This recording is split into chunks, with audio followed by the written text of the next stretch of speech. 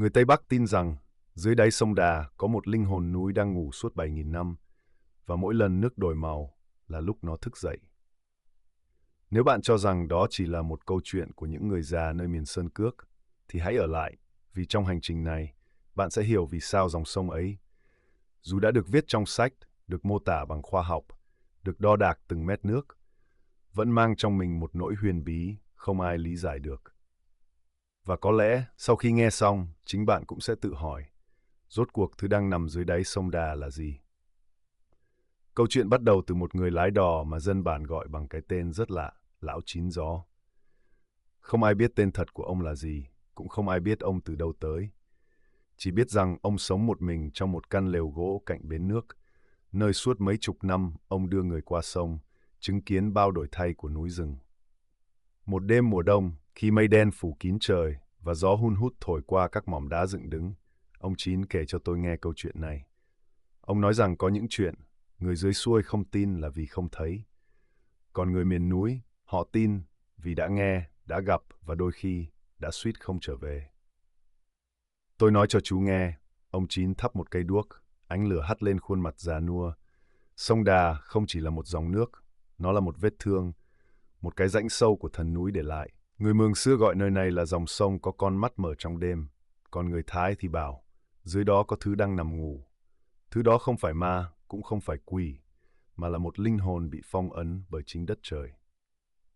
Lúc ấy tôi nghĩ ông chỉ kể chuyện để giết thời gian, nhưng càng nghe, tôi càng thấy lạnh sống lưng, bởi ông kể quá rõ, quá chi tiết, như thể chính mắt ông đã nhìn thấy mọi thứ. Ông nói rằng 7.000 năm trước, khi dãy Hoàng Liên Sơn còn chưa có hình dạng như bây giờ, một ngọn núi khổng lồ đã vỡ ra sau một cơn chấn động lớn. Đỉnh núi ấy nứt đôi, lõi đá rơi xuống, tạo thành vực sâu mà sau này nước tích tụ thành sông Đà. Người xưa bảo rằng trong lòng ngọn núi có một linh tướng, tạm hiểu là linh hồn của núi, là sức sống nguyên thủy của đại ngàn. Khi ngọn núi sụp đổ, linh hồn ấy bị vùi lấp dưới vực nước, không thoát ra được, chỉ còn biết nằm im, ngủ hoặc chờ một thứ gì đó đánh thức. Và người bản địa có một dấu hiệu để biết linh tướng ấy cử động. Đó là khi sông Đà đổi màu. Nếu bạn từng biết về sông Đà, bạn sẽ thấy điều này thú vị. Dòng sông này có hai màu rõ rệt. Mùa xuân nước đen xanh thăm thẳm như mực tàu, còn mùa thu lại đỏ quạch như máu loãng. Người ta giải thích rằng do phù sa, do khoáng chất, do đá vôi. Nhưng người già Tây Bắc lại nói, nước đổi màu là vì nó xoay mình. Nó không muốn ai đến gần. Và mỗi lần như vậy, sông lại trở nên dữ dội, sẵn sàng nuốt bất kỳ ai dám thách thức. Người ta vẫn kể về những chiếc thuyền biến mất không để lại mảnh ván nào, về những người bơi giỏi bỗng bị kéo thẳng xuống như bị một bàn tay nắm lấy. Và đặc biệt về tiếng rì rầm dưới đáy sông vào những đêm trăng non. Có người cho rằng đó là tiếng đá va vào nhau, nhưng người bản địa nói, không phải tiếng đá, là tiếng thở. Tôi hỏi ông Chín, làm gì có chuyện núi thở? Ông không trả lời ngay. Ông nhìn ra mặt nước đen như không đáy và nói một câu khiến tôi bất giác rùng mình. Chú thử đứng bên dòng nước này vào một đêm gió mạnh mà xem. Nó thở đấy, thở mạnh như người khổng lồ đang bị giam trong quan tài đá. Câu chuyện của ông không dừng ở đó. Ông kể rằng có năm nước đổi màu sớm hơn mọi năm. Người ta đoán sẽ có lũ, nhưng trời lại không mưa. Đêm hôm ấy, ông Chín đang chèo thuyền thì thấy nước phía trước phẳng lặng một cách kỳ lạ. Không phải lặng như mặt hồ, mà lặng đến mức phản chiếu cả ngôi sao. Ông có cảm giác như ai đó đang nhìn mình từ dưới đáy. Cảm giác ấy khiến ông nghẹt thở. Rồi tôi nghe một tiếng ù như có thứ gì rất to vừa cựa mình. Ông nói, nếu lúc đó tôi treo thêm một sải tay nữa, chắc không đứng đây mà nói chuyện với chú. Người dân hai bên bờ kể rằng có những đoạn nước đứng im như gương nhưng lại cực kỳ sâu. Những người già bảo đó là con mắt của linh tướng. Ai nhìn vào đó quá lâu sẽ bị hút xuống, giống như bị nhìn ngược lại. Khi nghe đến đây, tôi bất giác nhớ đến những truyền thuyết cổ về các vị thần trấn giữ sông núi.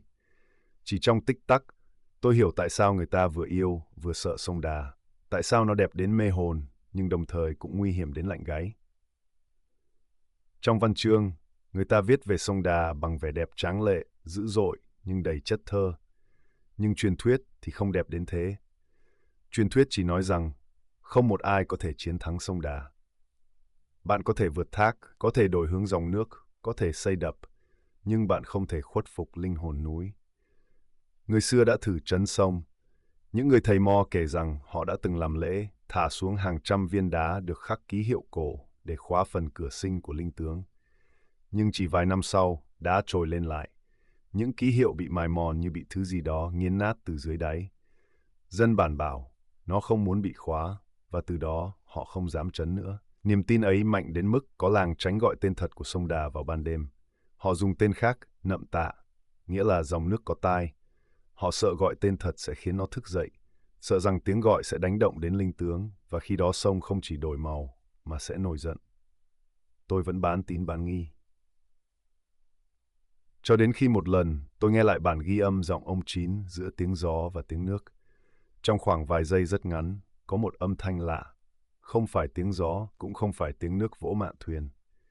Nhiều hơn thế, nó giống như tiếng đá trượt dưới lòng sâu, một thứ báo hiệu rằng sông Đà chưa bao giờ ngủ yên, và có thể dưới đó thực sự có thứ đang chờ. Khi rời Tây Bắc, tôi đứng một lúc rất lâu bên bờ sông, nơi những con sóng lăn tăn ánh bạc. Gió thổi qua mặt nước tạo thành hàng nghìn gợn nhỏ như đang thì thầm điều gì đó. Người dân địa phương nói rằng, muốn hiểu sông Đà phải nghe tiếng gió của nó. Vì gió mang theo hơi thở của núi, còn núi mang theo ký ức ngàn năm. Có thể chúng ta không bao giờ biết sự thật. Khoa học có thể giải thích địa chất, thủy văn, khoáng chất, nhưng khoa học lại không thể giải thích cảm giác của bạn khi đứng một mình trước dòng nước đen ấy. Cảm giác rằng có thứ đang nhìn bạn, đang chậm rãi, từ tốn, kiên nhẫn quan sát từng chuyển động của bạn. Như thể nó thật sự đang sống. Và khi bạn biết rằng người Tây Bắc tin dưới đáy sông ấy có một linh hồn núi tồn tại 7.000 năm, bỗng nhiên bạn hiểu vì sao có những chuyện không cần chứng minh. Chỉ cần tin. Nếu bạn muốn khám phá thêm những truyền thuyết kỳ bí, những câu chuyện đang chìm sâu trong núi rừng Việt Nam, hãy follow và subscribe kênh. Vì còn rất nhiều bí mật mà đất trời này đang giữ lại, và tôi sẽ đưa bạn đi giải mã từng điều một, chậm rãi, tỉ mỉ và đầy cuốn hút, như chính cách gió thì thầm trên mặt nước sông Đà.